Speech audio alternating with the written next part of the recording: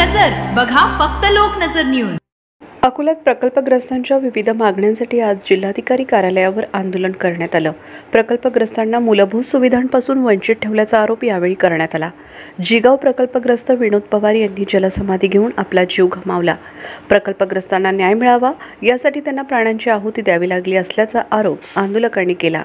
या आंदोलनात सुशिक्षित बेरोजगार प्रकल्पग्रस्त संघटनेच्या वतीने स्वर्गीय विनोद पवार यांना श्रद्धांजली अर्पण करण्यात आली। यावेळी मोठ्या संख्येने प्रकल्पग्रस्त उपस्थित होते। स्वर्गीय विनोद पवार यांना न्याय मिळावा, प्रकल्पग्रस्तांना हक्काच्या सुविधा मिळाव्यात अशी मागणी यावेळी करण्यात आली। राज्य सुफलाम करण्यासाठी या प्रकल्पग्रस्तांनी आपल्या शेत जमीन घरत्याग दिले।